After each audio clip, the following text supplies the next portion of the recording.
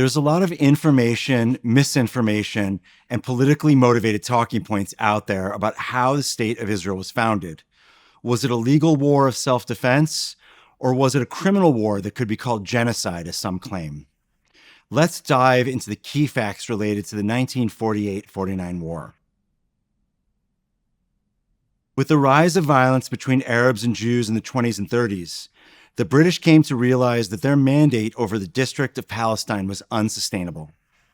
They decided to turn the responsibility for Palestine over to the United Nations. In April 1948, the British officially declared that the mandate would end by midnight on May 14th. The UN, as the body in charge, advanced a plan to partition the land into a Jewish state and an Arab state in 1947.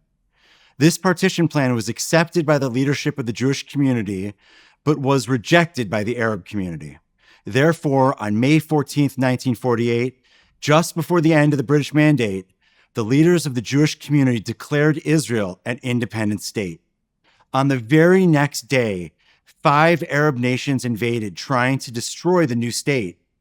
Those nations included Jordan, Syria, Egypt, Iraq, and Lebanon. There were also informal Arab militias from the District of Palestine that chose to join the fighting, while other Palestinian Arabs were ambivalent and chose to remain neutral. The war lasted for just about a year. The final armistice agreement was signed in July of 1949. It was an incredibly bloody war for the new state of Israel. Nearly 6,000 Jews were killed, including approximately 2,000 civilians. This represents about 1% of the new state's population. For comparison, this would be comparable to 3.8 million Americans being killed in one war. In addition to the Jews who were killed, there were also approximately 12,000 Arabs who were killed during the war as well. The majority of the dead came from the Arabs of Palestine, but there were also significant losses from other Arab armies. The war ended not with peace or any kind of final resolution, but rather with several armistice agreements signed between Israel and each invading army, beginning with Egypt in February and ending with Syria in July of 1949. The map of Israel at the end of this war became the recognized international boundaries of the new state. Israel now included some additional land that was not originally included in the 1947 UN partition plan. It's easy to see which areas of land were conquered by Israel because they're highlighted in purple on this map. It's also worth mentioning that at the end of the war, the Gaza Strip was controlled by Egypt and the West Bank was controlled by Jordan. This means that all of the land that would have been partitioned for a future Arab state was now absorbed by Jordan, Egypt, or Israel. The city of Jerusalem was left divided, with East Jerusalem and the Old City still in the hands of the Jordanians, while the new city of West Jerusalem was controlled by Israel. In the Jewish community, there is often a narrative that paints Israel winning this war as some kind of miracle. Given Jewish history, it is understandable to view the reestablishment of Jewish sovereignty as a kind of miracle. It certainly makes sense on an emotional or theological level. But if we set aside those narratives, let's look at some of the historical facts about why Israel won this war of independence. While Israel was clearly an underdog facing 5 Arab armies plus these irregular militias, there are some hard facts and reasons why Israel won. First, the 5 Arab armies were not fighting for their very existence in the same way that the Israelis were.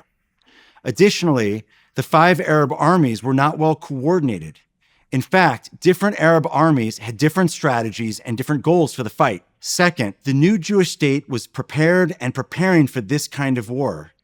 It had been importing weapons and developing its own capabilities for manufacturing weapons for years. There was a network of Jewish communities around the world that were already engaged in support and development of this Jewish population in this region, and they were ready to jump into action when the War of Independence began. Third, Jews from Palestine went to fight in Europe during both World War I and World War II. These Jewish soldiers brought back with them important training and experience they had learned in Europe, and these were things that they could use to further develop the Israeli Defense Forces. In this way, even though the Israeli army was new, it had the experience and the officers needed to help it function as a more established army. There's also an important question about this war, about whether or not it was a defensive war that was righteous and just, or whether it is what Arab communities often claim it is, the Nakba, a great catastrophe. If you grew up in a Jewish or pro-Israel community, the common narrative was that the War of Independence was nothing but a defensive war, that Israel did nothing wrong. In fact, one of the stories that I often heard growing up was that Arab leaders announced to the local Arabs living in Palestine that they should leave their homes and that they would quickly defeat the Zionist invaders and that they would be able to come back and reclaim their homes very shortly. That narrative was obviously overly simplistic. In the 1980s, the State of Israel and the British government declassified large swaths of documents, which gave rise to a new school of Israeli historians, people like Benny Morris, who began to look at this evidence of the 1948 war and construct a more nuanced historical account. What I want to try to do here is share this story in a way that is both concise and intellectually honest. That said, anything as short as what I'm about to share with you won't fully capture all of the nuance, but I believe it will be a helpful way to get grounded in the history. The beginning of the 1948 war, which actually started in the months before Israeli independence and was really a sort of civil war between the Jews and Arab inhabitants of the Mandate of Palestine, was more like the narrative that I grew up with. Israel was on the defensive and was fighting a war for its own survival. As the war went on, things became more complicated. Here is one example of that complexity. If you've ever traveled from Ben Gurion Airport outside of Tel Aviv to Jerusalem, you've driven up road number 1, and you've probably noticed that along the way, there are preserved military vehicles that were destroyed during the War of Independence. That road was an important transport channel for supplies and arms during the war, especially once the city of Jerusalem was under siege and the locals there didn't have enough food or water or military supplies. These convoys moving up road number 1 were essential to winning the battle for Jerusalem. But on the hills that rise on either side of that road were Arab villages, some of which became military outposts that would shell road number 1, trying to stop the flow of supplies to Jerusalem. Israeli commanders would send troops up to those villages with orders to suppress the armed troops in those villages, whether they were soldiers from foreign armies or local militia members. Once these areas were suppressed, Israel would often hold on to these territories as a precaution to prevent Arab fighters from immediately returning to these areas and reestablishing their positions. Other things also happened that make the story more complicated.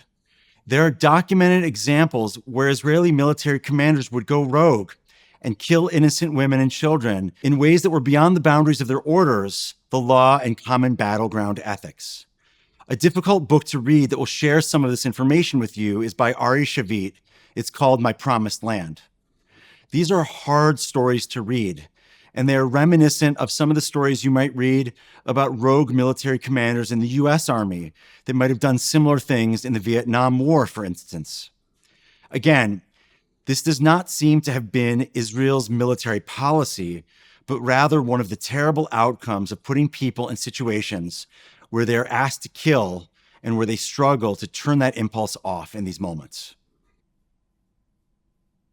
The final piece that I want to share about the way in which the war became more complex is this. As the war continued and it began to look like Israel might actually win, there were orders given from the very top of the Israeli political and military establishment to conquer certain areas of the country in order to create more defensible borders than those that were delineated in the 1947 UN partition plan. This was one of the sources of the Palestinian Arab refugee problem, but it was just one of the sources. It does not account for the full creation of the refugee problem, which we'll talk about more in the next segment. Again, the 1948-49 war does not fit into a simple box. Part of it was clearly just a defensive war on the part of Israel. After all, 5 Arab armies invaded. There were also instances of military misconduct and instances where orders were given to actually conquer more land. Not all of these reasons occurred in equal measure, and yet this complexity helps showcase how the war and the impact of it cannot be placed into any simple ideological frame. There were many factors and many forces at play.